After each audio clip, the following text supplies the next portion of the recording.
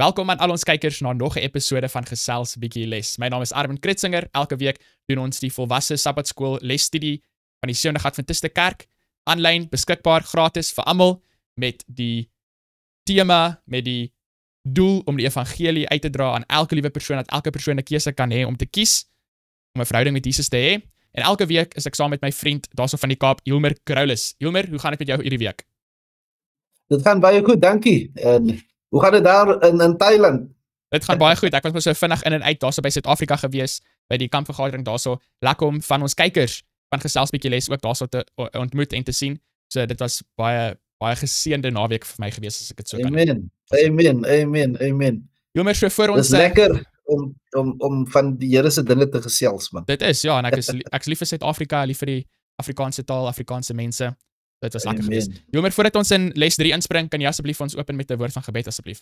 Ja, sekerlik. Ons Vader in die hemel, Here, baie dankie vir die voorreg wat ons het om weer 'n bietjie les te gesels. Ons sê vir U baie dankie vir dit is ons ag dit regtig 'n voorreg, Here. En ons sê vir U dankie daarvoor, en want dit is slegs deur U genade wat ons dit kan doen. En soos ons die Bybel vandag weer oopmaak, die les bestudeer, bid en vertrou ons dat U Heilige Gees ook saam met ons is en om vir ons beligting te bring ook en ook om vir ons te lei in spore van waarheid. Ek bid om vir U dankie te sê dat U saam met Armin gewees het daar, soos hy 'n bietjie kampvergadering gehad het. Baie dankie vir die boodskappe wat hy kon lewer daar, en ek bid dat die Gees ook die naprediker daar sal wees. In Jesus naam bid ek. Amen. Amen. Baie dankie, Hilmer. So vir ons kykers by die huis, ons het nou al meer as 100 mense wat nou subscribe het, Hilmer, op die Afrikaanse YouTube kanaal. So die Here is baie goed vir ons, en ons gaan aanhou kykers om meer en meer Afrikaanse materiale vir julle uit te bring daarso in Suid-Afrika en waar ook al julle is. So les nommer 3, bedenktekens van genade. Dat ons so 'n prentjie daarso van die priesters wat die ark van die verbond dra op hulle skouers, en dan sien ons die volk daarso in die agterkant, Hilmer. Eintlik die gees van profesie sê vir ons, Hilmer, dat die volk was so 'n halwe myl agter die priesters met die ark gewees, so ons sê so 800 meter.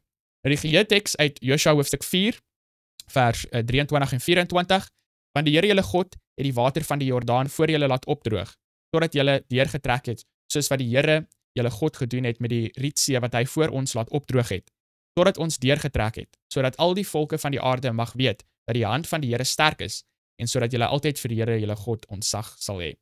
So dit praat hierso van die Jordaanrivier wat oopgaan, dit praat van die Rietsee of die Dooie See wat oopgegaan het. So later in hierdie les, 'n groot deel van hierdie les, gaan ons gesels oor die Jordaanrivier wat die Here oopgemaak het vir die Israeliete.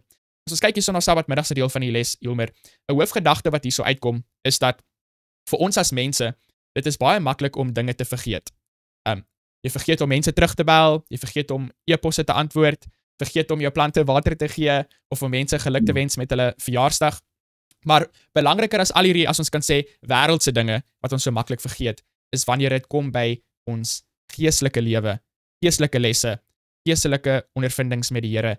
Dit is baie meer gevaarlik vir ons, as ek dit so kan stel, om hierdie dinge te vergeet, wat te doen het met ons geestelike lewe, as net die fisiese dinge in ons lewe. So as ons kyk na Sondag se deel van die les, Hilmer, die trek deur die Jordaan. So ek gaan gou vir ons lees daarso Josua hoofstuk 3 van vers 1 tot 5, soos wat die les hierso vir ons vra. Daarop het Josua die môre vroeg klaar gemaak, en hy het met al die kinders van Israel het van Sittim af weggetrek en by die Jordaan aangekom, en daar die nag oorgebly voordat hulle deurgetrek het. En aan die einde van 3 dae het die opsigters die laar deurgegaan, en aan die volk bevel gegee en gesê: net soos julle die verbondsark van die Here julle God sien en die Levitiese priesters wat hom dra, moet julle van jul staanplek af opbreek en agter hom aantrek. Maar laat daar 'n afstand van omtrent 2000 el tussen julle en hom wees. Dit is omtrent so 800 meter, soos wat ek vroeër gesê het. Kom nie naby hom nie, sodat julle die pad kan weet waar julle langs moet trek. Want gister en eergister het julle nie met die pad getrek nie. Verder het Josua aan die volk gesê: heilig julle, want môre sal die Here wonders onder julle doen. So Hilmer, ons fokus gaan nou van die vraag gaan nou basies daarso wees, daai vers 5, wat Josua aan die mense gesê het: heilig julle, want môre sal die Here wonders onder julle doen. So as ons kyk na die vraag hierso van Sondag se deel van die les, waarom het die Here die Israeliete gevra om hulle spesiaal voor te berei vir die dinge wat aanstonds sou ontvou? So hoekom het die Here basies vir hulle gevra om hulle self te heilig oor hierdie wonderwerk wat hy vir hulle sou doen? Ja, is soos die les ook aanhaal, daar was verskeie tye wanneer hierdie rituele heiligmaking rituele plaasgevind, ja, heiligmaking plaasgevind het, jy weet. En dit is altyd so net voor iets groot wat God graag wil doen. Dit is asof die Here, en ek glo dit is so, die Here wil hê dat daar iets binne in ons moet gebeur voordat hy iets groot aan die buitekant doen, jy weet. En hierdie heiligmaking of hierdie is meer as net 'n ritueel gewees. Dit het gegaan oor nie net fisiese reiniging nie, maar ook geestelike reiniging. Selfs verhoudings, as daar probleme gewees het, dan is dit ook die herstelling daarvan. En dan natuurlik ook as iemand nou die pad, soos mense sê, byster geword het, dan is dit ook 'n regstelling indien dit nodig was. So ons sien dat God, as God groot werke gaan doen, dan wil hy eers iets in my doen, sodat hy ook iets deur my kan doen. En ek wil aan die luisteraars ook sê, en die kykers sê, wanneer, selfs in hierdie laaste dag, wil God ook iets groot doen deur ons, en ek dink, dit is belangrik om dit te onthou in hierdie les. Wanneer ons praat van herinneringe of gedenkwysings en so aan, dan wil God vir ons ook gebruik, en ons lewens ook gebruik, sodat wanneer mense na ons kyk, so God wil iets in my doen, sodat hy iets deur my kan doen, sodat wanneer ander aan my kyk, dan word hulle ook geherinner aan ons Skepper God en sy groot werke. So ja, in hierdie is nie per toeval nie, dieselfde wat hier gebeur. God wou vir hulle Kanaan laat besit neem, hy wou vir hulle oor die Jordaan neem, en wat ook interessant is dat die ark word nou gaan vooruit, en ons weet die ark het die teenwoordigheid van God ook verteenwoordig, so God gaan voor, en selfs wanneer dit by heiligmaking kom, Jesus het die pad vorentoe, het hy gelei, en ons volg, wanneer die mens voor God stap, dan val ons, jy weet, soos Adam gedoen het, hy het homself voor God laat gaan, en dis waarom hy geval het, en dis waarom ons in die groot probleem sit wat ons nou vandag in is, maar hier, soos hulle nou die beloofde land ingaan, wil God hê hulle moet weet, dat hulle sal slegs, wanneer hulle vir hom volg, wanneer hulle die lam volg, jy weet, waar ook al hy gaan, dan sal dinge geskied, en dan sal die beloftes ook 'n realiteit word. Ja, Hilmer, dit is heeltemal reg wat jy daarso sê, en ek hou van die verduidelik het daarso dat die Here wil iets in ons doen, sodat hy iets deur ons kan doen.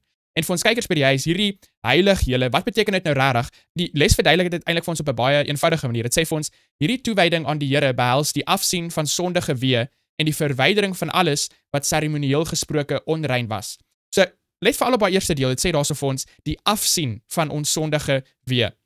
Nou, Hilmer, dis iets wat ons ook gesien het met Moses op pad Egipte toe, waar hy eers moes afgesien het van 'n spesifieke sondige weë, dat die Here hom ten volle kan gebruik daarso in Egipte. Onthou, hy het nie sy jongste kind besny nie, en die engel het gekom om hom basies dood te maak, as gevolg van sy ongehoorsaamheid. So vir ons kykers by die huis, dit is 'n belangrike les wat ons nie kan mis nie. Die Here wil deur mense werk wat 100% aan hom behoort. Die Here gaan jou nie met die duiwel deel nie. En so ons moet die sonde in ons lewe wegsit. Ons moet wegdraai van ons sonde as ons hierdie wonderwerke wil sien wat die Here in ons lewe gaan doen. En heel meer die hartseer ding is dat baie keer vir party van ons dit mag moontlik wees dat jy is al vir jare 'n Christen. Jy sê jy's 'n Christen, jy's al vir jare in die kerk, maar jy het nog nooit regtig geproe 'n wonderwerk wat die Here gedoen het nie, omdat jy het nog nooit regtig jouself geheilig nie, nog nooit regtig jou sonde weggesit nie. Jy het maak aanspraak op die naam van Jesus, maar jy het nog regtig nooit die deur oopgemaak dat hy regtig binne in jou lewe inkom en jou skoon was van al jou sonde nie. En so dit is 'n belangrike punt vir ons kykers by die huis om te besef dat baie keer ons wil deur die Jordaanrivier gaan. Ons wil die wonderwerk sien, maar ons is nie gewillig om onsself te heilig nie. En dit is net nie hoe dit werk nie. Ons kan bid en bid dat ons blou is in ons gesig vir daai wonderwerk om deur die Jordaanrivier te gaan, maar die Here se bevel is duidelik en eenvoudig dat daar 'n heiligmaking wat eers moet plaasvind. En Hilmer het mooi verduidelik hoe die Here voorgegaan het, hoe die ark voorgegaan het vir ons kykers by die huis. Die les sê ook hierso vir ons, hierdie ark het nou die 10 gebooie binne in dit gehad, dit het die staf van Aaron ingehaat en dan het ook die kruik met die manna ingehaat. So elkeen van hierdie 3 dinge verteenwoordig ook ietsie baie baie belangrik. Nou, Toe ek nou gepraat het van wonderwerke, Hilmer, die les sê hierso vir ons, die Here skei nie altyd die waters van die Jordaanrivier nie. Sy ingrypings is nie altyd so ooglopend nie. Hoe moet ons maak om geestelik voorberei te wees, sodat ons wel die ingrypings wat God graag ter wille van ons wil doen, kan beleef en raak sien? Wat dink jy, Hilmer?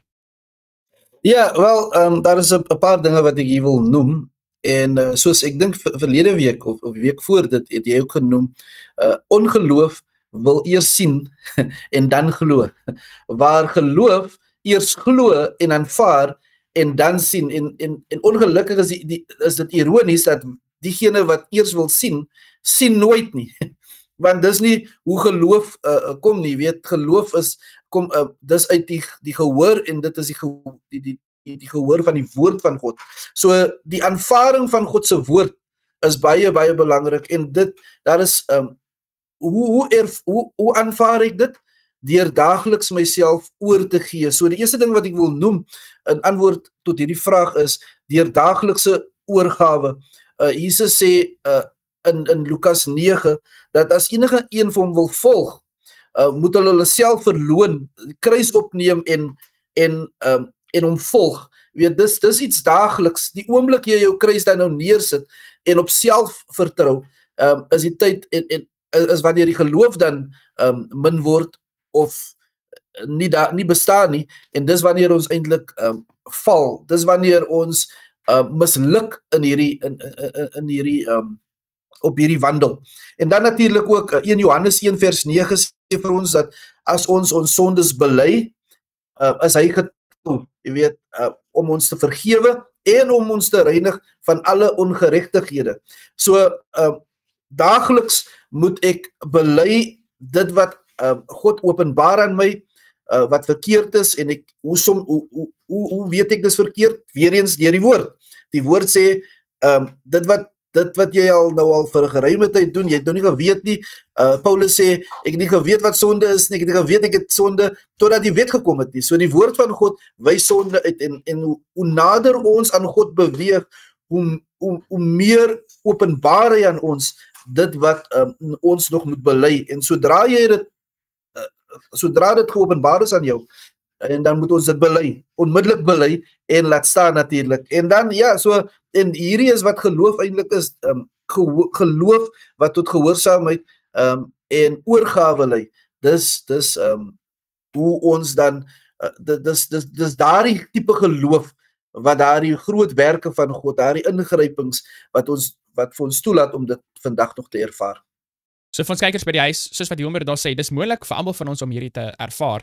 Dit hang op die einde van die dag nou maar net af of ons regtig 'n ware oorgawe maak aan die Here. Want jy kan gaan bid elke aand en jy kan sê vir die Here, jy is jammer oor dit en jy is jammer oor dat, maar as jy nie regtig 'n keuse in jou hart maak om daai sonde te laat staan nie, beteken dit net mooi niks. En dis net 'n mors van tyd, en ons gee net voor en ons gee net voor vir jare en jare aan mekaar, en jy gaan nooit die ware Christelike ervaring hê tensy daar 'n werklike verandering in die lewe is nie.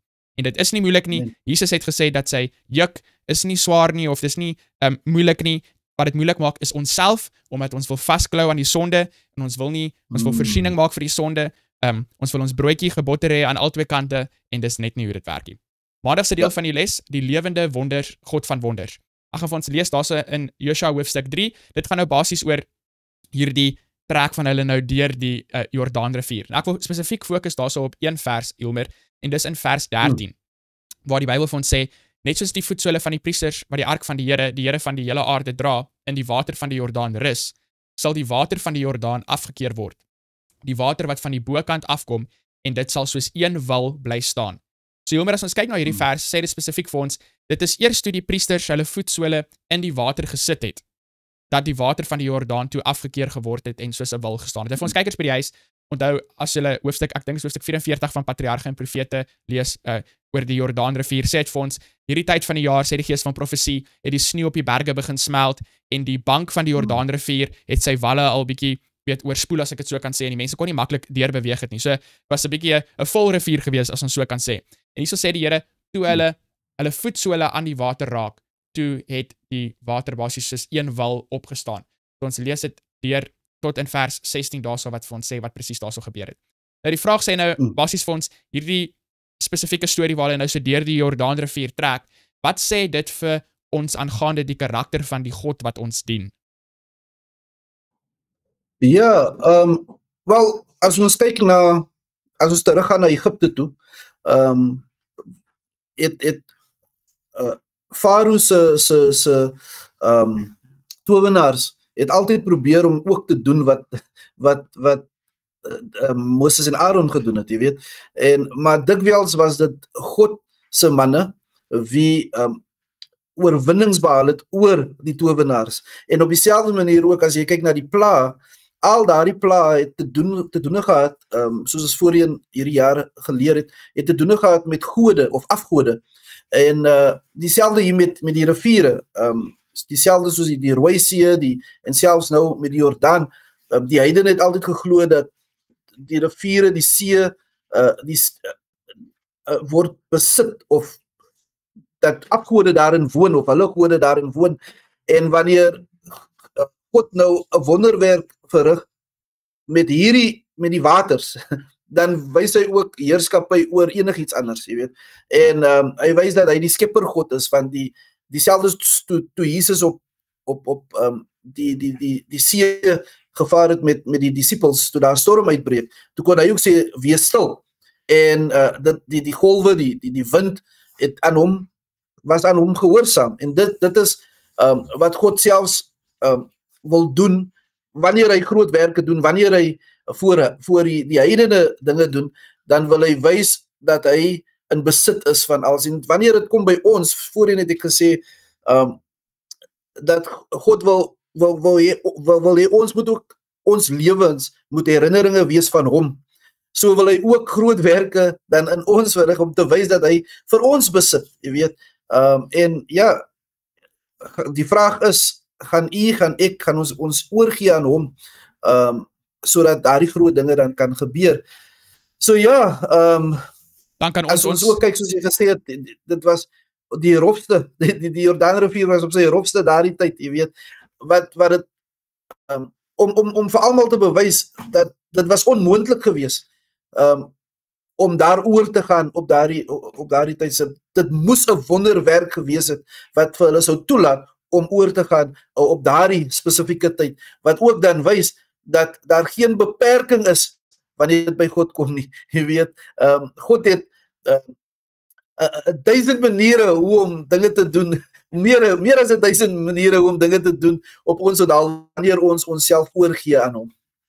Dis reg, en vir ons kykers by die huis, ons elkeen kan ons Jordaan ondervinding hê, as ons gewillig is om die vereistes na te kom wat die Here vir ons gestel het. Nou Hilmer, die les gee vir ons sommer 'n hele paar Hebreëse woorde hierso wat nou basies weet wonderwerke moet beteken en so aan. Vir ons kykers by die huis, baie interessant as julle daarin belangstel. Op die einde van die dag, Hilmer, 'n wonderwerk is iets wat plaasvind wat 'n mens nie deur hulle krag kan doen nie. Dit is 'n eenvoudige manier om 'n wonderwerk te verstaan. Iets wat krag benodig wat nie mense op hulle eie kan doen nie. Nou as ons die storie lees in Lukas hoofstuk 18 van 18 tot 27, dis die storie van die ryk jong man. So, hy het na Jesus toe gekom, wat moet ek doen om die ewige lewe te beerwe? En Jesus gee toe vir hom die ware antwoord. Die vereiste vir die ewige lewe is gehoorsaamheid aan God se wet. Vir ons kykers by die huis, Jesus het nie vir hom gejok nie. Dit is regtig die vereiste vir ewige lewe. Net soos wat dit vir Adam en Eva is, so was dit ook vir ons vandag. En die probleem is dat Jesus wys vir die man uit dat hy het geen ware gehoorsaamheid aan die wet nie, want hy het sy rykdom meer lief gehad as sy naaste, of meer lief gehad selfs as God.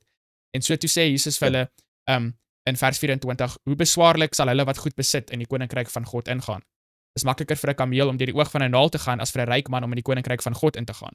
Daarop sê die wat dit hoor, wie kan dan gered word? En in vers 27 antwoord Jesus en hy sê, die dinge wat by mense onmoontlik is by God moontlik. En soos wat jy genoem het, Hilmer, dis iets wat belangrik is vir ons kykers by die huis om in gedagte te hou, dat daar's baie dinge in ons lewe wat onmoontlik is vir ons, en ons praat nie hierso van die Jordaanrivier of van die Rooi See noodwendig nie, maar ons praat van om te doen wat reg is. Dit is die konteks van hierdie storie. Die ryk jong man wou die ewige lewe hê, en Jesus sê vir hom dat die vereiste vir die ewige lewe is gehoorsaamheid aan die gebooie van God, en hy wys uit vir die ryk jong man dat hy nie daardie gehoorsaamheid besit nie, en kyker by die huis, in jouself besit jy nie daai gehoorsaamheid nie, en vir ek en Hilmer by Gesels bietjie les, ons het ook nie daai gehoorsaamheid nie, so ons het 'n groot panarrie, soos wat Hilmer sal sê, ons sit met 'n groot panarrie, en dit is dat ons voldoen nie aan die vereistes vir die ewige lewe nie. En dan sê Jesus, wat by mense onmoontlik is by God moontlik. So in onsself kan ons nie die gehoorsaamheid deur ons krag gehoorsaamheid aan God se wet gee nie, maar net soos wat die Here die Israeliete deur die Jordaanrivier gevat het deur sy krag, so kan hy ons gehoorsaam maak deur sy krag. Die Here het nie deur die Jordaanrivier gegaan vir hulle nie. Hy het hulle deur die Jordaanrivier gegaan. En so gaan die Here nie gehoorsaam wees vir jou sodat jy nie hoef gehoorsaam te wees nie. Nee, hy gaan jou die krag gee sodat jy gehoorsaam kan wees. Dis nie net Jesus se geregtigheid 2000 jaar terug wat jou red nie, maar dis Jesus se geregtigheid vandag lewe binne in jou wat jou kan red. So Ilmer, die vraag hier is net basies, hoe moedig dit jou aan om die dinge wat onmoontlik blyk te wees in God se hande te laat? Ja, jy weet, dis natuurlik die groot wonderwerk, Armin. Die groot wonderwerk toe Jesus selfs aarde toe kom was natuurlik die vleeswording of die menswording. En in dit die aantuiging was dat dis onmoontlik om God se wette ten volle of volmaak te hou. En Jesus kom wys vir ons, maar voor hy vir ons kom wys, hy kom nie in hy neem nie 'n natuur aan wat ons nie kan hê nie. Weet, hy neem 'n natuur aan wat ons ook het en hy oorwin daarin. Dit self is 'n wonderwerk, en wanneer dit samewerking tussen mens in Jesus was daar 'n samewerking tussen mens en God, want hy was vol 100% God en 100% mens ook gewees, jy weet. En dieselfde met ons, die grootste wonder is 'n geheiligde lewe wat Jesus se karakter weerspieël. En dit is die groot wonderwerk wat God in ons lewens wil doen, om daardie herinnering te wees aan die mense, dat dit kan gedoen word, in al is sonde, al lyk dit asof sonde oorheersend is in hierdie wêreld, is daar nog steeds, dis met God is dit moontlik om sonde en versoeking te oorwin. En dit is wat God wil hê in hierdie laaste dae, weet sy volk in hierdie laaste dae sal deur sy genade, dit wys vir my dat Lukas 18 sê vir my dat alhoewel as dit onmoontlik is vir my, dan is dit slegs deur genade wat dit moontlik kan wees. En ja, dit is wat God vir ons verlang, en wanneer ons dit doen, sal mense ook dan sien, as jou lig skyn, as Christus in jou is, en hy wat die lig van die wêreld, as hy uitskyn, dan sal hy almal na hom toe trek deur middel van ons lewens in hierdie laaste dae. So, ou goeie moed, hy die wêreld oorwin, en in samewerking met hom kan u en ek ook dit doen. Ja, en Hilmer, dis die duiwel wat vir ons jok, wat vir ons sê, nee, jy kan in jou eie krag kan jy ietsie doen. Jy kan 'n bietjie goeie goeders doen op jou eie. Dis asof hy vir die Israeliete sou gesê het, nee, jy het nie nodig dat die Here vir jou die Jordaanrivier moet oopmaak nie. Jy kan self daar deurloop, en dan wanneer jy probeer om deur te gaan, wanneer dit 'n vloedgolf hoog is, dan spoel die rivier weg en dan gaan jy dood. En so, die duiwel berei hierdie twee dwaalleer voor vir mense vandag, en self in die Sondag Adventiste kerk probeer hy vir mense jok. Aan die een kant sê hy, nee, jy kan goeie dinge op jou eie doen, jy het krag in jouself om dit te doen, jy het nie 'n wonderwerk van God nodig nie. En dan aan die ander kant sê hy vir jou, jy het glad nie nodig om enigiets te doen nie. Jy gaan net ongehoorsaam bly, daar's geen verandering van jou lewe nodig nie, jy hoef nie jou sonde te laat staan nie. In albei hierdie gevalle, as die Israeliete hulle self nie geheilig het nie, dan sou die Here nie die rivier vir hulle oopgemaak het nie. Ja. Of as hulle probeer het om in die rivier deur hulle self eie krag deur te gaan, dan sou hulle lewens verloor het. So vir ons kykers by die huis, dit is die eerste belangrike stap, is ons moet ons nood besef. As jy nie besef jy is siek nie, dan gaan jy nie soek vir medisyne nie. En die Here het die enigste medisyne wat ons nodig het vir ons geestelike siekte, en as ons nie vandag besef hoe siek ons is nie, gaan ons nie uitreik na daardie medisyne toe nie. En die duiwel jok vir ons, die duiwel wil hê ons moet dink dat ons lewe is heeltemal reg, terwyl dit eintlik heeltemal sleg is. So, 'n Dinsdag se deel van die les, gedenk dit. Dit klink amper soos die 4de gebod daarso, gedenk die Sabbatdag, is ons so die 4de gebod begin. Ja. Nou, Joshua, hoofstuk 4, vir ons kykers by die huis, julle kan die video net hier so pause, dan kan julle gou daai hele hoofstuk gaan deurlees. Ek gaan net so 'n paar verse lees. Die vraag hierso is, waarom het God die Israeliete aangesê om 'n gedenkteken op te rig? Hilmer, dit is een van my pa se preke wat ek altyd kan onthou, hierso van Joshua hoofstuk 4. Okay.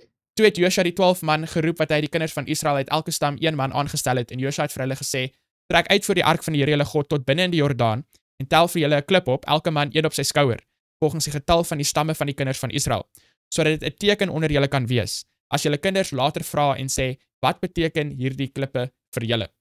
So ons sien, Hilmer, dat elkeen van hulle het toe gegaan, en hulle het toe 12 klippe wat hulle opgetel het, in die middel van die Jordaan, op die plek waar die voete van die priesters gestaan het, en dit is daar tot vandag toe, is wat het vir ons sê hierso in vers 9.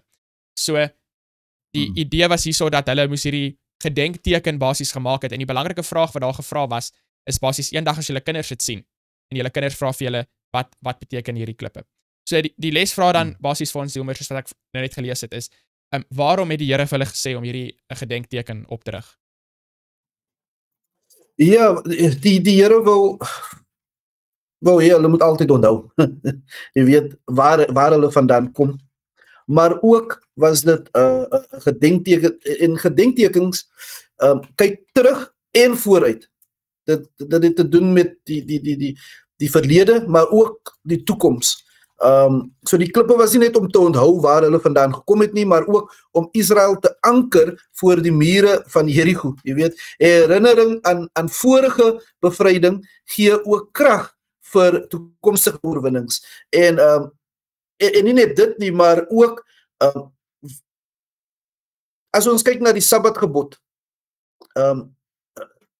dis die enigste gebod waar ook gevra word dat ons moet gedenk, jy weet, of onthou. Dis nie net vir ons nie, jy weet, as jy gelowige is, en die Sabbat is 'n teken natuurlik dat jy aan God behoort, en hy is jou God, en hy is die een wat vir jou heilig maak. Dit is nie net, jy is nie net gelowig tot jouself nie, Armin. Soos jy gesê het, is vir jou die kinders, maar ook vir ander mense. Dit is nie net vir kinders wat gaan vra, waarvoor is hierdie goed hier nie? Nee, dit is ook vir ander, want dis nie klein klippies wat daar is, groot klippe wat gewees, en dit is 'n groot monument gewees, jy weet. En want God wil hê, ons geloof moet evangelisties is. Jy weet, ek weet nou nie of my Afrikaans reg is nie, maar dit is altyd, as jy gelowig is, jy leef nie vir jouself nie. As 'n kind van God, gaan dit altyd oor ander. Jy weet, hoe ek nou leef, het 'n impak op ander se lewens. En as my lewe vir mense na God toe verwys, as dit vir mense na Christus toe verwys, en sy karakter, dan is dit om vir hulle ook aan te spoor, om ook dan saam met my die Christelike lewe dan te kan leef, en daardie gelowige lewe te leef. So ja, ek dink dat dit als met dit vat alles om. Dis omvattend. Ja, dis reg. Ja. My Afrikaans is bietjie weg vir die week, maar ja, ek dink dit maak sin. So daai klippe, soos wat jy genoem het, is 'n teken van wat die Here vir hulle gedoen het. En ek hou van jy gesê, dis nie gaan net oor die verlede nie, maar dit gaan ook oor die toekoms. Dis 'n teken wat die Here vir hulle gedoen het in die verlede, en dit herinner hulle aan die krag wat die Here beskikbaar stel aan hulle om vir hulle weer dinge te doen in die toekoms. Nou die les gee vir ons ander voorbeelde hierso van tekens. Byvoorbeeld die reënboog, weet ons, is ook 'n teken. En die reënboog is ook een van daai tekens wat nie net gaan oor die verlede nie, maar dit gaan ook oor die toekoms. Onthou, elke keer as jy die toekoms sien, dan gaan jy mos nou weet dat die Here sal nie weer die aarde met 'n vloed vernietig nie. Dan het ons 'n ander teken was die bloed wat teen die deurposte gesit was deur die Israeliete toe hulle in Egipte was, en dan die Sabbat soos wat jy genoem het. En ons weet dat die onderhouding van die Sabbat is 'n teken tussen God en sy mense. Volgens Exodus hoofstuk 31 vers 13, Esegiel hoofstuk 20 vers 12. Ons het verlede week ook daaroor gesels. En so vir ons kykers by die huis, let dit op dat die Sabbat, om te weet wanneer die Sabbat is nie die teken tussen God en sy mense nie. Dit is om die Sabbatdag te heilig, wat die teken is tussen God en sy mense. En so die heiliging van die 7de dag Sabbat is 'n gedenkteken van God se skepende krag. En dis daai skepende krag wat die Jordaanrivier oopgemaak het, wat die aarde gemaak het, en wat ons verlos van ons sonde. En daarom is die Sabbat, as ons so kan sê, is die teken van alle tekens, Hilmer. Omdat die Sabbat is regtig daai omvattende teken, as ek dit so kan sê. Want alles in terme van skepping, van verlossing, word saamgevat in die onderhouding van die Sabbat as 'n teken tussen God en sy mense. Vir ons kykers by die huis, ons weet ook die 4de gebod is daai gebod wat weer die naam van die wetgewer, sy autoriteit, al daardie dinge wat bevat word in 'n seël, vind ons in die 4de gebod. En weer eens, soos wat ek al voorheen ook gesê het, vir ons kykers by die huis, party van julle het vriende wat miskien nou nie die Sabbat onderhou nie, of nie in die 7de dag Sabbat glo nie, en hulle vra vir jou, weet, hoekom gaan jy altyd aan oor die Sabbat, die Saterdag, dit. En onthou, liewe vriende by die huis, dit gaan nie so seer oor die Sabbat nie. dit gaan oor die woord van God, geloof in God se woord. Die Sabbat is nou net die uiterlike teken, die uiterlike voorbeeld van daardie geloof in God se woord. God kon enige gebod of enige woord gevat het, maar hierdie is die spesifieke een wat spesifiek onder twis is in die eindtyd. Ja, Hilmer. En die Sabbat is ook 'n teken wat vir ons laat vorentoe kyk, jy weet, dis ook hoop vir die ewige lewe, waar ons vir ewig met God sal wees, jy weet, want en die ewige rus, dit gee hoop vir wat ook nog kom. So nie net wat God vir ons gedoen het nie, maar wat hy nou vir ons doen en ook wat hy nog in die toekoms vir ons gaan doen. Dis reg, skepping en herskepping, nie net herskepping in ons nie, maar ook in die nuwe aarde wat hy ook gaan maak. Ja. Nou, 'n ander deel hierso, nog steeds deel van hierdie dag se les, die teken is nie net daarso vir die mense wat die teken daar gesit het nie, maar die vraag was, as jou kinders jou eendag gaan vra. So 'n belangrike les weer eens daar kykers, is dat ons wat vandag lewe, moet vir ons kinders vertel, of vir die nuwe geslag vertel, die dinge wat die Here in ons lewens gedoen het. Dit is belangrik vir ons om te getuig van hoe die Here in ons lewens werk. As ek getuig vir ander mense hoe die Here in my lewe gewerk het, en nog steeds werk, dan is dit nie net goed vir daai ander mense nie, maar is ook goed vir my. En ek noem altyd 'n voorbeeld, kom ons sê, byvoorbeeld, iemand het nie hare nie, Hilmer, en iemand klop aan die deur, en hulle verkoop hierdie medisyn, en hulle sê, as jy net 'n slukkie van hierdie vat, gaan al jou hare teruggroei. En Hilmer, jy vat 'n slukkie, en al jou hare groei terug. En jy gaan, en jy kuier vir iemand wat nie hare het nie.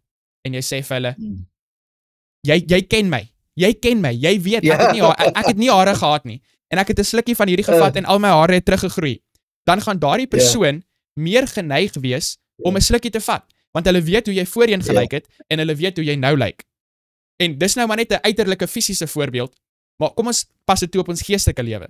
As mense kan sien hoe ek was, en hoe ek nou is, nadat ek geloof het in die Here se woord, gaan dit daai mense meer geneig maak om dit te probeer. Maar kyk by die huis, ongelukkig is die teenoorgestelde ook waar. As hulle weet hoe jy voorheen was, as jy nie hare gehad het nie, en jy vat 'n slukkie en jy het nog steeds die hare nie, dan gaan hulle nie 'n slukkie wil vat nie. Dit is die hartseer deel. So, vir my as 'n ouer, vir my as 'n nog 'n jong volwasse persoon in die kerk, en as jonger geslagte as ek in die kerk, ons het 'n verantwoordelikheid, nie net vir onsself om ons te herinner aan die dinge wat die Here vir ons gedoen het nie, maar vir die geslag wat kom. Ek het 'n verantwoordelikheid om vir hulle te deel, weet, hoe die Here die 700 Adventiste kerk gelei het, om op te staan as 'n beweging, die kerkgeskiedenis, hoe die Here ons kerk gelei het met die heiligdom leerstelling, met die gesondheidsboodskap, al daardie tipe dinge. Ons het hierdie verantwoordelikheid om dit met ander mense te deel.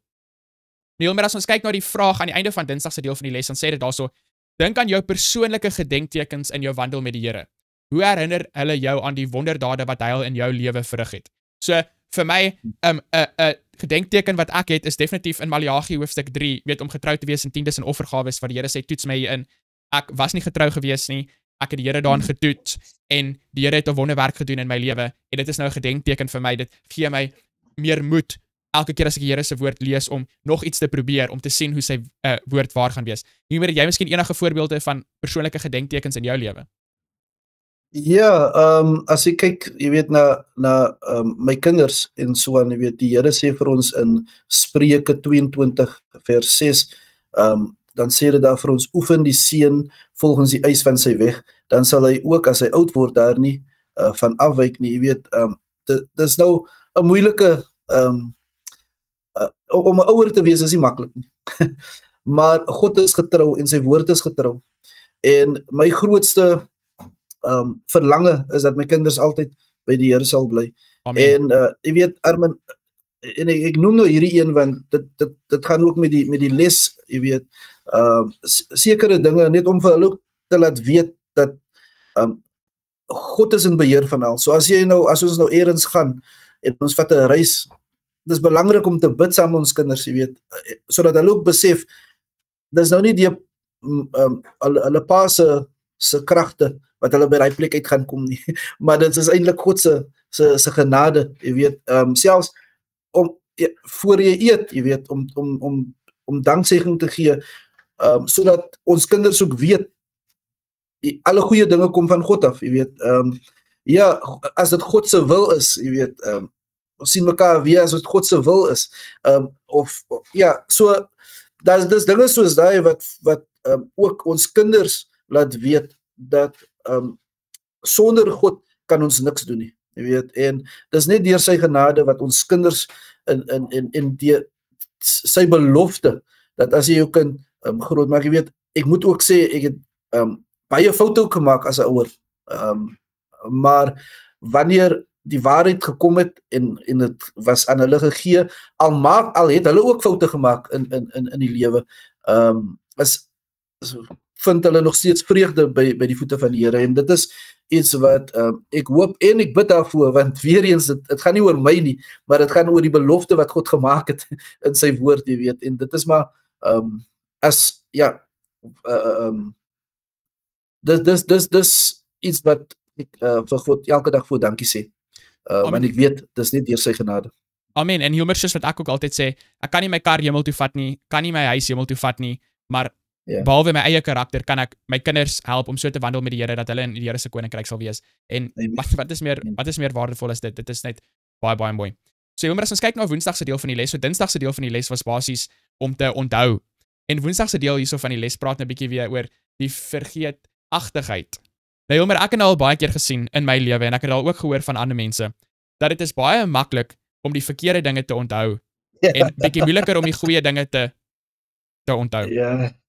Jy gaan kerk toe hierdie Sabbat, iemand by die kerk sê vir jou ietsie, wat jou omkrap, jy onthou dit vir die volgende 80 jaar, ek gaan dit nie vergeet nie, jy hoef geen moeite te doen nie, jy onthou dit.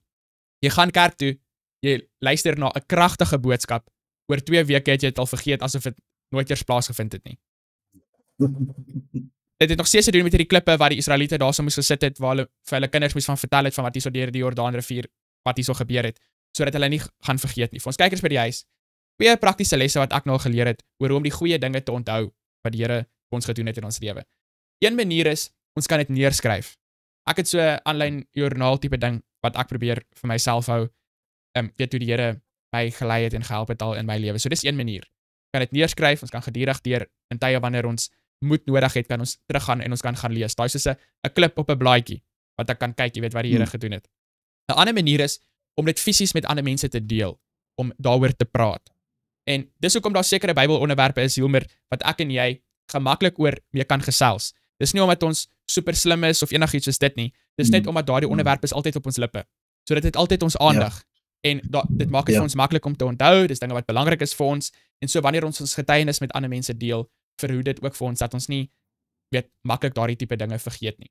So, ons het klaar eintlik hierdie vraag hierso oor gesels, weet, waarom is dit belangrik om die Here se magtige dade te onthou? 'n Ander vers wat ek vir ons wil kyk hierso in 1 Korintiërs hoofstuk 24 en 25, die konteks daar is basies, kan ons sê, die laaste maaltyd of so, het sê vir ons, nadat hy gedank het, het hy dit gebreek en gesê, neem dit is my liggaam wat vir julle gebreek word, doen dit tot my gedagtenis. Net so ook die beker na die ete met die woorde, hierdie beker is die Nuwe Testament in my bloed, doen dit so dikwels as julle daaruit drink, tot my gedagtenis. Ons kan sê hierso in 'n sekere sin, dat die nagmaal met die eet van die brood en die drink van die sap, is ook voorbeelde van tekens, wat die Here basies vir ons gegee het. So, dit help ons om nie te vergeet nie, en ons belangrike lesse wat daarmee saamgaan, die brood is na die liggaam van Jesus, en die sap is sy bloed, en hy het self gesê dat hy gaan nie weer daarvan drink, jy weet, totdat hy saam met ons drink in sy koninkryk nie, so dit het te doen met die tweede koms. Maar 'n baie mooi vers wat ek wil deel hierso, Hilmer, is die volgende vers wat die les vir ons dan vra om te lees. In Johannes 14 vers 26 sê, maar die Trooster, die Heilige Gees, wat die Vader in my naam sal stuur, hy sal julle alles leer, en sal julle herinner aan alles wat ek vir julle gesê het. So hier is ook hierdie belofte. Hy sal ons herinner aan die dinge wat die Here vir ons gesê het. En ek weet, party mense sê altyd, voordat die Heilige Gees jou van iets kan herinner, moet jy dit eers die eerste keer inneem. Hy kan jou nie herinner aan iets wat jy nooit eers weet deurgegaan het nie. So die vraag hierso, Hilmer, is, weet, waarom moet ons altyd in gedagte hou wat Christus vir ons gedoen het, en maak enigiets werklik saak daarsonder? Dis die 2 vrae wat ons het daarso.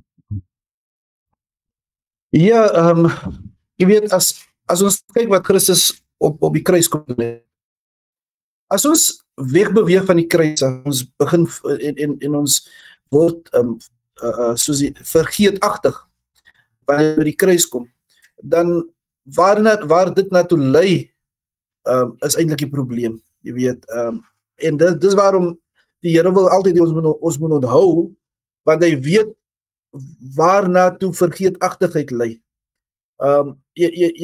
As natuurlik as jy vergeet wat Christus gedoen het en jy het nog vrye keuse, dan sê jy eintlik nee, dit is nie wat Christus gedoen het, dis wat ek gedoen het, en jy word dan self 'n afgod, want die lees sê ook dat dit lei na afgoderry, maar jy word eers die afgod, of iemand wat vir jou iets gedoen het, maar die persoon het dit ook maar die genade van die Here vir jou gedoen, en nou elke keer jy praat van dit, en dan sit nou daai persoon, was dit nou nie vir Armin gewees nie, weet, waar sou ek gewees het, jy weet, ek maak dan van Armin afgod, so ja, dit lei na afgoderry, dit lei ook aan, jy weet, as die Sabbat het te doen met herinnering aan wie ons skepper is, en as ek afwyk daarvan af, dan sal ek ook nie weet wie my skepper is nie, en dit het nou weer identiteitsprobleem, dit veroorsaak identiteitsprobleme, jy weet, so, dis waarom daar so baie mense met identiteitskrisisse sit, want ons vergeet waar vandaan ons kom, ons vergeet wie ons uit Egipte uit gelei het, ons uit sonde uit vrygemaak het, jy weet, so, ja, ek dink, dit het meer te doen met waarna toe dit kan lei, dat God wil hê ons moet geherinner word van hierdie dinge. Want sonder daai offer, het ek geen keuse nie, niks maak dan saak nie, weet, ek het nie vrye keuse nie, en dis iets wat vir my baie mooi is, as ek daarna dink, en ek maar hierdie jaar begin dink oor hierdie saakie, 'n bietjie dieper gedink, dat ek het selfs die keuse om verkeerd te doen, is beskikbaar gemaak deur die kruis. Jy weet, dis hoe lief die Here vir ons, want met sonde het ons geen keuse nie. Maar wanneer, met wat Jesus vir ons kom doen het ek nou 'n keuse, en hy gee vir ons, daardie liefde van die Here is so groot, dat al weet hy ons mag miskien nie vir hom kies nie, gee hy nog altyd vir ons hy keuse. Hy maak dit nog steeds beskikbaar, en daardie liefde, as ons net kan onthou hoe lief hy vir ons was, dan sal ons liefde teenoor mekaar ook groter word, jy weet. Selfs wanneer by vergifnis kom, daardie man, die koning vergeef hom 'n groot skuld. Hy het so gou vergeet, toe kon hy nie eens vergewe 'n klein skuld nie, jy weet. Ja. En dit lei tot onvergifnis. Ons kan mekaar nie vergewe nie, want ons vergeet waar God ons uit vergewe het, waarvan hy ons vergewe het, en waaruit hy ons verlos het. Wanneer ons daardie dinge vergeet, dan selfs ons verhoudings met ons eggenote, ons verhoudings met ons kinders, met ons medemens, lei ook dan as gevolg van daardie vergeetachtigheid. So ja, het is belangrik om te onthou. En natuurlik, die Engelse koortjie sê, when I remember what the Lord has done, I will never go back again. Jy weet, so ja, dit is vir ons beswil om nie weer in daardie slawerny vir onsself te bevind nie, maar dit sal slegs gebeur as ek altyd onthou wat Jesus vir my kom doen het. Ek het daai liedjie baie lank terug gehoor, maar ek onthou nog. When I remember what he's done for me, I'll never go back anymore. Ja, beautiful. Het laat my dink aan die aanhaling hierso wat vir ons in die les gee. Dis so 'n bekende aanhaling uit die gees van profesie. Ja. Dis een van daai aanhalings in die gees van profesie wat mense eintlik van hou. Ons het niks te vrees vir die toekoms nie, behalwe as ons vergeet hoe die Here ons tot dusver gelei het. As ons vergeet hoe hy ons deur die loop van ons geskiedenis geleer het. Sê ons het niks om te vrees nie. Maak nie saak wat in die toekoms gaan kom, daar's niks vir ons om te vrees nie. En dan hou ek ook van wat hulle sê hierso aan die einde van Woensdag, het sê, alhoewel dit baie belangrik vir ons is om terug te kyk na wat gebeur in die verlede, wat gebeur het in die verlede en hoe die Here ons gelei het, is dit ook belangrik vir ons om in die teenwoordigheid te lewe. Dis baie waar. Ons wil nie hê dat as my kinders vir my vra, jy weet pappa, wat 'n ondervinding het pappa nou al met Jesus gehad? Dan praat ek soos van 40, 50 jaar terug nie. Ons moet 'n teenwoordige verhouding ook met die Here hê. Nou dit mag wees dat daar soos iets baie wonderliks of wat ook al, weet fisies wat ook al nou gebeur baie lank terug. So is nie verkeerd om daaroor te praat nie, maar ons moet net 'n daaglikse ondervinding in die verhouding met die Here hê, en ons moet altyd onthou dat die belangrikste wonderwerk oor enigiets anders is om oorwinning oor sonde te kry in ons daaglikse lewe, om 'n nuwe mens te wees, om verander te wees. Dit is die belangrikste ding. Hier is nog 'n liedjie vir jou, Armin, dis ook Engels. Gaan jy hom vir ons sing? Every day with Jesus. Nee, ek gaan hom nie sing. Every day with Jesus is sweeter than the day before. As dit nou nie jou geval is nie, dan maak jy staat, jy weet, as ons kyk na die verhaal van die die 10 maagde. Die rede waarom die 5 dwaas genoem word is omdat hulle nog staat gemaak op gister se ervaring met die Here. Ja. Jy weet, en dit het oppervlakkig geword. Ja. So ja, elke dag met die Here moet 'n nuwe ervaring wees en dit moet ek het net nog gelag toe jy dit noem, want ek onthou nou nog as kind hoe vir sekere broers en susters wanneer dit kom by getuienis lewer in die kerk, jy weet, dan hoor jy ons kon al sê wat sommige gaan sê 21 jaar gelede, jy weet, 40, 30 jaar gelede. En wonder jy ook soms nou, elke jaar is dit dan nog steeds 30 jaar gelede. Maar dit was niks vir ons wat dit dan moet luister nie, en dit verloor dan impak ook, jy weet. Jou getuienis, en ons weet in hierdie laaste die laaste geslag van die laaste generasie, soos die les verlede kwartaal gesê het, die Bybel sê hulle oorwin deur die bloed van die lam en die woord van hulle getuienis.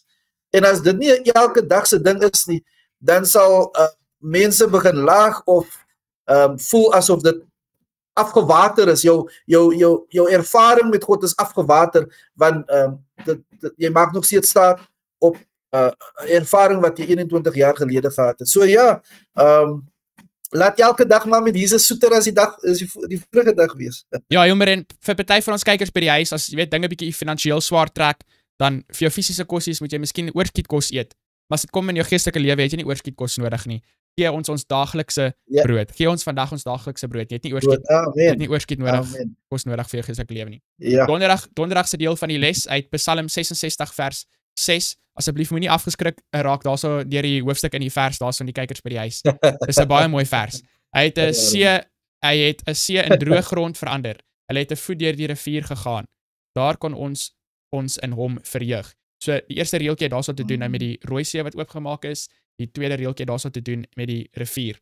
Nou Hilmer, baie mense as hulle kyk na hierdie twee stories van die Rooi See, storie van die Jordaanrivier wat oopgemaak het, baie mense sien dit amper as 'n tipe van 'n doop, kan party mense sê, soos 'n tipe van 'n simbool van die mense. Nou, kom ons speel nou maar saam en ons sê nou so dat dit is soos 'n tipe van 'n doop. Kyker by die huis, voor hulle deur die Jordaanrivier gegaan het die Here gesê, heilig julle. Hulle moes hulle sondes weggesit het voordat hulle deur daai waters gegaan het. En ek weet, liewe kyker by die huis, dat vandag is dit baie baie gewild om mense maandag van Jesus te vertel en hulle woensdag te doop. Maar ek het nie my vrou maandag ontmoet en woensdag met haar getrou nie. As ek 'n lewenslange belofte gaan maak, belangrike besluit gaan neem, moet ek 'n ingeligte besluit neem. En so wanneer ons mense van Jesus leer, moet mense ook 'n ingeligte besluit neem vir Jesus en hulle moet weet wat dit beteken om vir Jesus te volg. En net soos wat die Israeliete hulle sondes moes wegsit voordat hulle deur die Jordaanrivier gestap het op die droë grond, so verwag die Here ook dat wanneer ons in die water afgaan, wat simboliseer ons sterf vir die ou mens en ons kom op, moet dit nie net vir die show wees, net om mense te beïndruk nie, maar dit moet 'n ware, werklike ondervinding wees in my lewe, in my hart. Daar moet 'n ware, regte verandering wees. Dit beteken nie ons gaan 100% alles van die Bybel verstaan of so iets nie, maar die basiese beginsels van die Bybel en wat dit beteken om Jesus te volg, moet onder die knie wees, voordat iemand so 'n belangrike besluit kan neem vir Jesus. En vir ons kykers by die huis, ek wil dit net stres, dit is so 'n belangrike punt, want ek weet nie of julle predikante dit vir julle gaan sê nie, ek weet nie of jou ma of jou pa vir jou gaan sê nie, en iemand moet dit nou maar ongelukkig sê, en nou sit nou maar ons hier so by gesels bietjie les, maar die Sevende Adventiste Kerk se gesondheid hang nie af van die hoeveelheid mense op die boeke van die kerk nie, maar dit gaan oor mense wat 'n ware, lewendige verhouding het met Jesus. Amen. Die Here het met Gideon en sy 300 het hy sy mense verlos, want die Here kan deur min verlos of deur veel verlos. Hy is geïnteresseerd in mense wat 'n ware verhouding met hom het. Amen. Dis 'n verhouding met Jesus wat ons gaan red, en dit is waarvoor ons mag. Nou, Hilmer, dit sê vir ons om te kyk daarso na Matteus 3 vers 16 en 17, en Matteus 3 vers 16 en 17 gaan juis nou oor Jesus wat gedoop was daarso in die rivier. Ja. Nadat Jesus gedoop was, het hy dadelik uit die water opgeklim, en met eens gaan die hemele vir hom oop, en hy sien die gees van God soos 'n duif neerdal en op hom kom, en daar kom 'n stem uit die hemele wat sê, dit is my geliefde seun, in wie ek welbehae. So, die vraag hier so is basies, jy weet, hoe sin speel die Nuwe Testamentiese skrywers op 'n simboliese en geestelike betekenis van die Jordaanrivier? So, Hilmer, as jy miskien enige gedagtes het wat jy kan byvoeg daarso by donderdag se deel van die les. Ja, ek wil graag praat oor die feit dat die Jordaanrivier in die Ou Testament en in die Nuwe Testament, ons sien dit was 'n begin van iets. Jy weet baie keer voel ons wanneer ons nog gedoop is dan het ons nou iets behaal of bereik, jy weet, en nou kan ons maar ons het dit nou as 'n toekenning, jy weet. Maar dis nie 'n toekenning nie. Dit is 'n erkenning ja van wat die Here alreeds in jou lewe gedoen het, maar dit dui ook 'n begin aan. Jy weet Jesus se publieke diens het begin nadat hy daar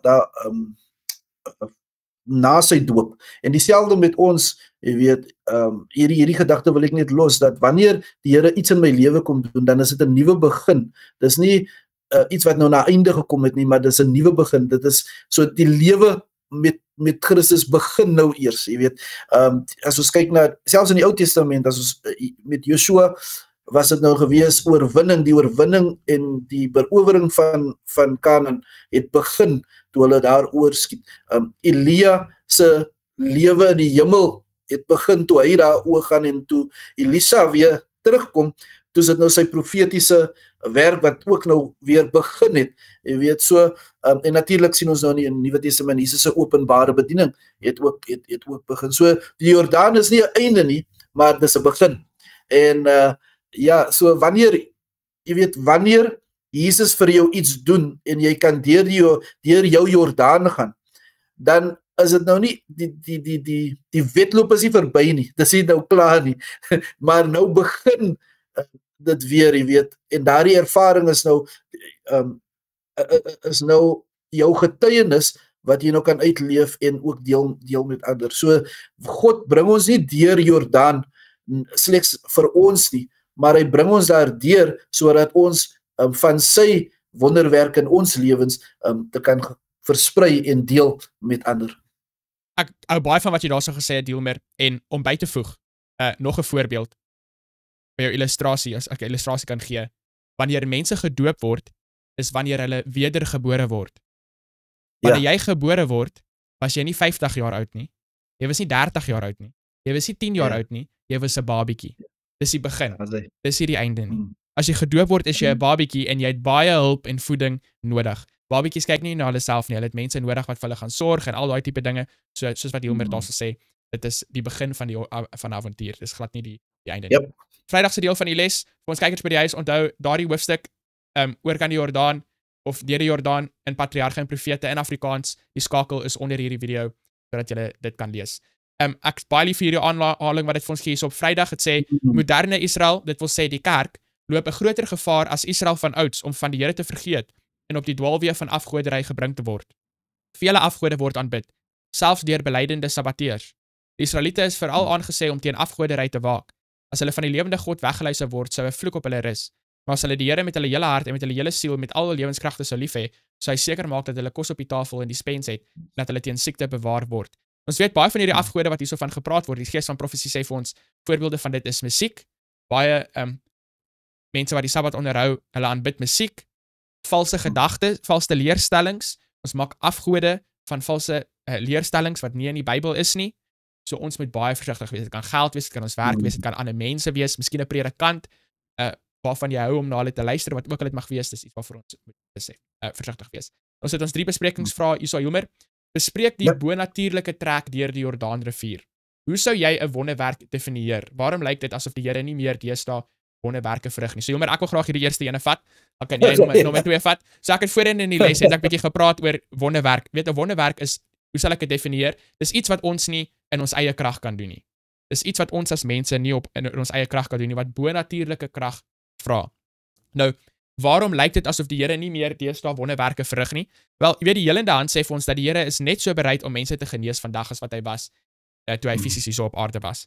So, definitief dieselfde wonderwerke wat hy toe gedoen het, kan hy nog steeds nou doen. Ons het in die les gesels, ons het gesê die grootste wonderwerk is die wonderwerk wat binne in die hart plaasvind. Dis baie belangriker vir jou kyker by die huis om 'n nuwe hart te hê, om oorwinning oor jou sonde te kry, as om oor 'n nuwe oor of 'n nuwe oog of 'n nuwe hand of 'n nuwe been te kry. So, in 'n sekere mate is die wonderwerk selfs groter as die wonderwerk van die Jordaanrivier. Maar een ding wat ek wil noem is, een rede, so 'n bietjie daaraan geraak in die les ook, een rede hoekom ek dink ons nie so baie wonderwerke sien, soos wat ons noodwendig kon gesien het nie, is omdat ons mis daai eerste deel van daai vers, waar hy gesê het, heilig julle, want môre gaan die Here 'n wonderwerk onder julle doen. Ek dink, ons wil die wonderwerke sien, maar ons is nie gewillig om ons sondes eenkant te sit nie. As ons meer bereid was om afstand te doen van ons sondes en ons sondes eenkant te sit, glo ek dat ons sou definitief meer wonderwerke gesien het, nie net van die Here se kant af nie, maar ons sou ook meer aktiwiteit aan Satan se kant gesien het, want hy sou 'n bietjie bekommerd geraak het as hy sien dat mense is getroud aan die Here.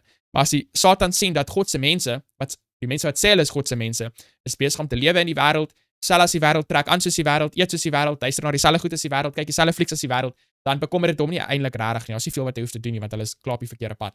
En so ek sal definitief sê, as jy wonderwerke in jou lewe wil sien, of dit nou die Jordaanrivier gaan wees, of dit nou oorwinning gaan wees oor sonde in jou lewe, is vir ons moet daar met 'n terugkeer wees na die woord van die Here. En nie net vir ons as individue nie, Hilmer, maar ook vir ons as 'n kerk. Want toe Joshua gepraat het daarso, en Joshua het hy gepraat met die Israeliete as 'n volk.